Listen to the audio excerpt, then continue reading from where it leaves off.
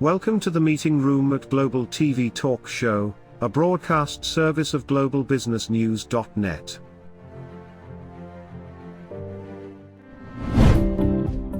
This episode from the meeting room of Global TV Talk Show is brought to you by The Bridge School, the accredited international online private school of choice, at bridgek12.org. Porch Light Rental and Destination Services. Reduce your renter lump sum or managed relocation costs.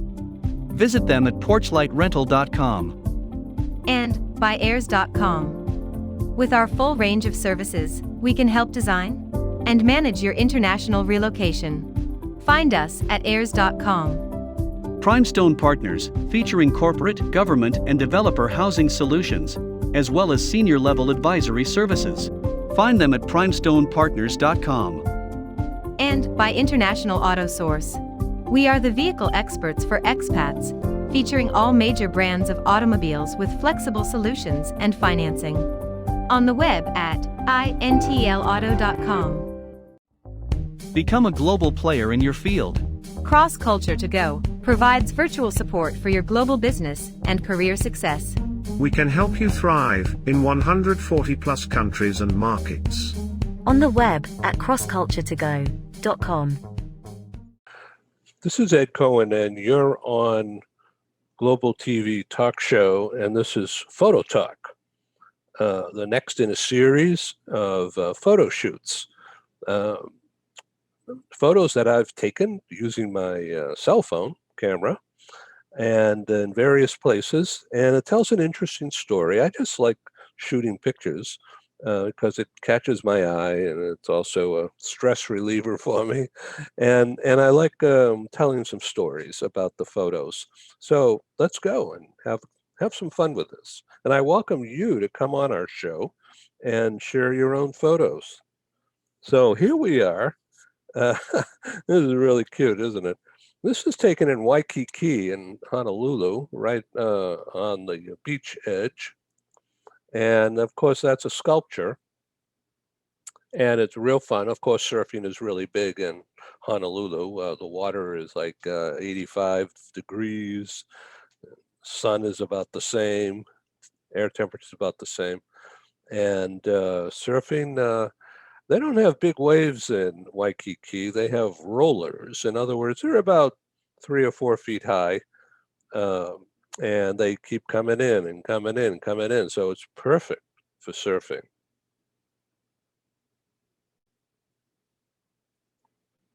Oh, here we are in Honolulu Zoo. That's one of my favorite shots. I love giraffes. And this guy is just striving to reach those leaves up top there.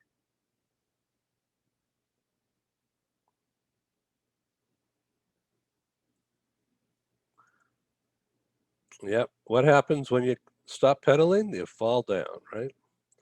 So it's like even though you've thrown a couple of curves or get upset at things, if you stop going forward, you're going to fall down.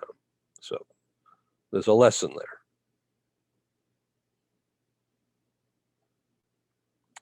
All right, so this sky looks like it's a tequila sunrise drink, right?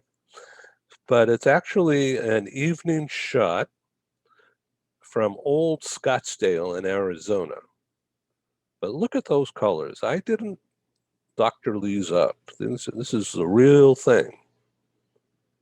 Doesn't happen every night, but it happened that night.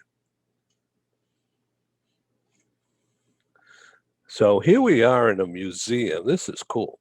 Okay, now this is actually a video, but what you're looking at is a still from that.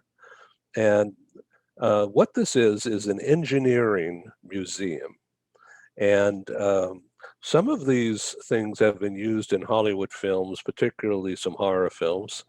And this is all metal, uses of metal with circuitry and computer chips. And so there's a couple of guys riding this giant monster ant inside a museum. And the location is in southern France in a city called Nantes. and it's spelled Nantes. It's actually a seaport, and it's actually and it's on the Atlantic by the Loire, Loire, Loire River Valley, which has lots of wineries around, but it's also a major shipbuilding port. Anyway, this is a museum full of huge gadgets, and it's really interesting. And the vaccines, a lot of people don't understand it or are afraid of it. I've had two, Moderna, no reaction at all. And I think it's a miracle that the vaccines have worked and the pandemic is essentially under control, notwithstanding the variants and the mutations that are developing. But we owe it to the healthcare workers, whether it's an orderly or a nurse or an OR tech or a doctor. Thank you. All right, this is not live, of course. This is a wood carving of an eagle. And a guy did this. This is one of our neighbor's house down the street from where we live part-time in Big Bear Mountain, which is at Big Bear Lake is at 7,000 feet above LA. And this is on a level street. But this was a tree. I mean, this is a block of wood. And the artist actually sculptured this into an eagle. And you could see it's just really dramatic. If you get in closer, that would be really super to see the wood carvings and the detail work. And this is on a tree stump in this guy's front yard.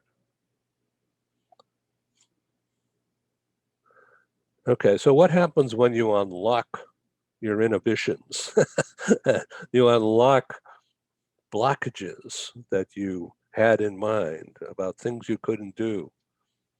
What happens? So I shot this picture. This is a guy who just got up on the wave, and he's hanging 10 there, just at the crest of the wave. And this is in Southern California, and I was on IB Pier. The locals here in San Diego call it IB. It's shortened from Imperial Beach, and it's in the southwest corner, the farthest southwest corner of the USA, right on the Tijuana border.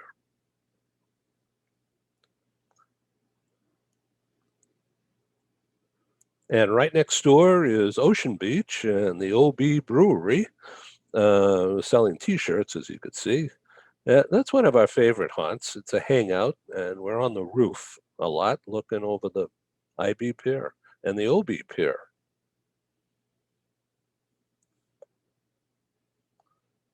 I forget where I took this from, but says it all, doesn't it? This is a plant. It's in San Diego along Shelter Island on a sunny day, as you could see. This is called a bird of paradise, and that is an exceptionally beautiful one. We interrupt this broadcast to bring you a timely announcement. Hi, I'm Sergei Gorbatov. I'm Angela Lane. Together we're researchers, writers and practitioners in the field of human resources. And we've also been multi-country, multi-assignment career expats. We owe our professional development and growth to a very large extent to the international assignment opportunities that we have had. But in a world where distributed work may become the norm, we also want to understand what happened to the nature, duration, and purpose of international assignments.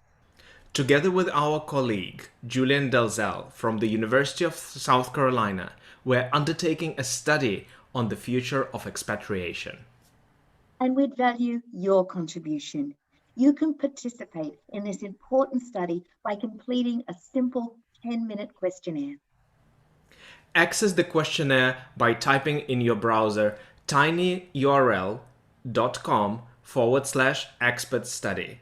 That's tinyurl.com/expert study. You can also find the link here on Ed's website next to this video. Thank you for joining us in this study. In return for your contribution, we'll provide you with a copy of our research.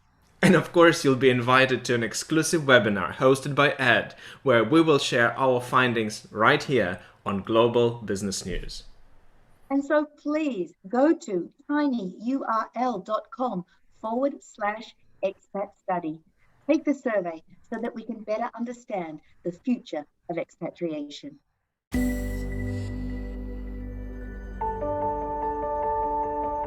Something that's really neat is that the Bridge School partners with various organizations to provide learning for their students. For example, we partner with a major ballet company, and we are able to enroll several of their students into our school. So now not only is the student able to participate in a school and have a seamless transition while they're very active in their ballet career, but now they have other dancers that are with them that are doing some of the same courses. So it's almost becoming a camaraderie where they're taking similar courses, they're working together on their ballet, and really being able to form this great partnership with these organizations to provide a needed service. A lot of times there are student athletes who will spend hours and hours at the gym or at the basketball courts, wherever it is. And if they're attending a traditional school, they're in school from 8 to 3. They get a quick snack, and then they're at the gym for 3 to 4 hours in the evening.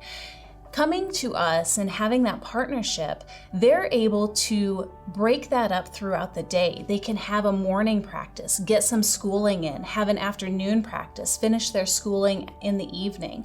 So there's that flexibility. And additionally, if there are tournaments or performances, it's fantastic because if there's a week where they have shows straight through, they can take that week off of learning and then pick back up when they're done. So it offers this great flexibility.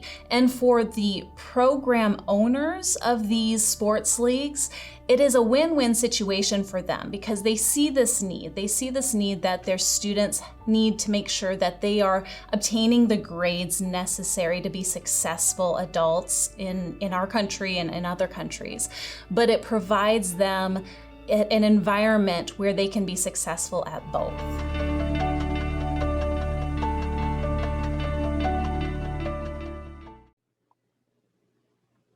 So here we are in northern San Diego County on a sunny day. It was actually quite warm.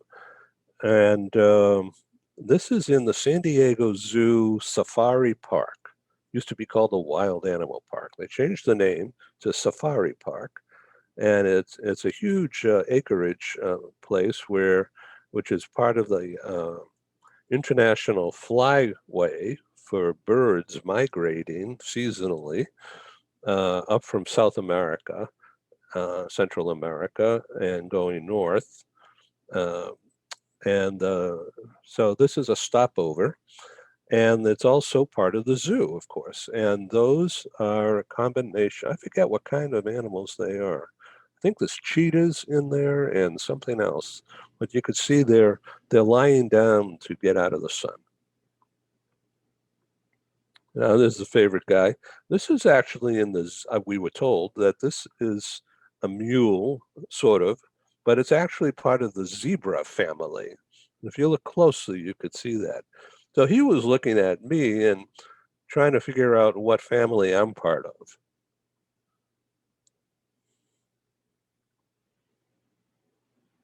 Well, here we are, tall trees, and you can see the giraffes. You can just imagine how tall those trees are because the giraffes are pretty big too.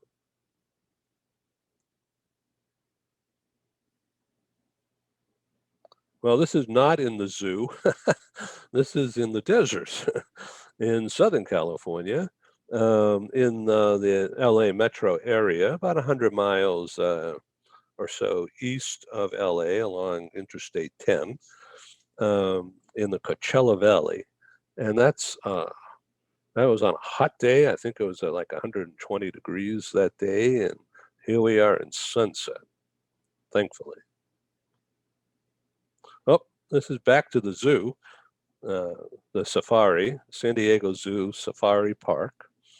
And this guy's was eating, and he saw me, and he picked his head up. I think it's a he.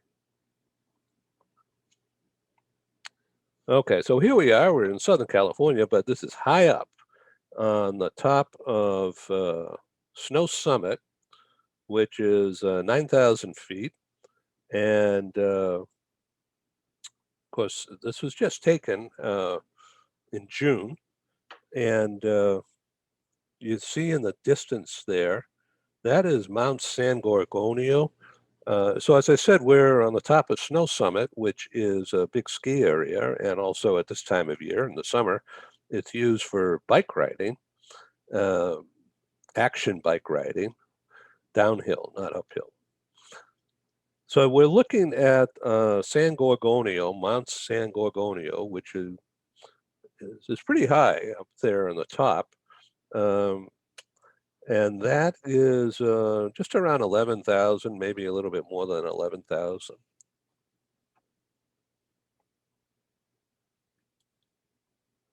So here we are again at Big Bear Mountain along the lake as part of the dry lake over there.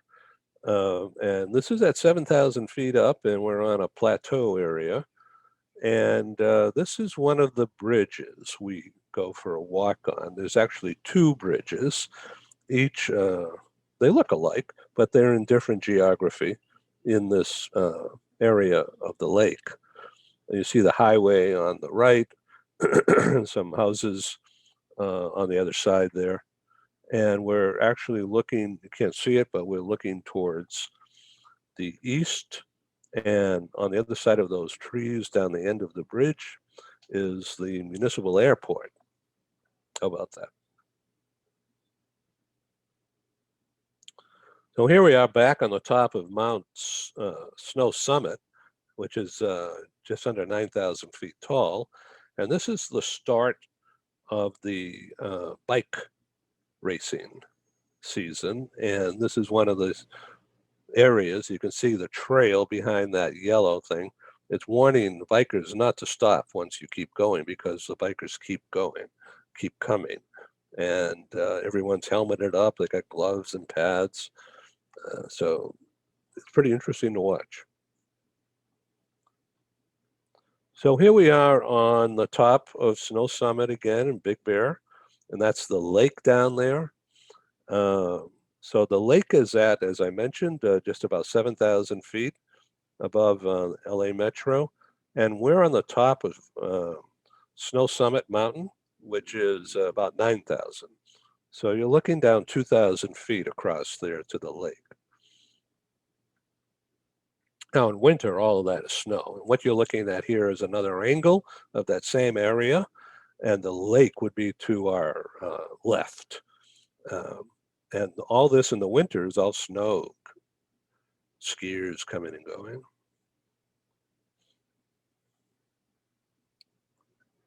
And here we are again at the top of Snow Summit. And now this is in the restaurant, the outdoor restaurant area. And clouds are coming in. Later that night, it started to rain. And we had thunder and lightning. It was pretty cool. They needed the rain, that's for sure. And then the clouds cleared the next night. And again, now we're up 7,000 feet above sea level, closer to the moon. And so there's a couple of pictures here. This is the first. And you can see the moon coming out from behind the clouds. And I took this with my cell phone, and I had it on high res. And we came in close as possible, of course. And it's pretty dramatic. Oh, when you see the yellow lights on the bottom there, and here they are again in this clip, that's a highway. And It's the only highway in the Big Bear Lake area. And you see the cars, those are car lights traveling. Okay, let's go to the next. And so here we are, and I opened up the lens so you can see more light, so you can see the trees. And you're looking at the tennis courts, which is right there to the left of the tree and underneath the moon. And you can only see them because this is like 11 o'clock at night or so. And you'd never see the tennis courts if I didn't open up the lens and add more light to it. But there they are. Spectacular moonshot. So this is, these are a little bit out of order, but that doesn't matter. So this is in a parking lot. And you see some of the mountains in the background. And what you see is the approaching storm clouds. And remember, it rained that night. And it was beautiful during the day, and then later in the afternoon, this is about 4 or 5 o'clock in the afternoon, you see the storm cloud. Well, you know we're going to get something from looking at these clouds. And it rained, thundered and lightning. So this is San Diego Harbor. They call it Tuna Harbor, and it's right downtown next to Seaport Village. And this is some of the fishing boats.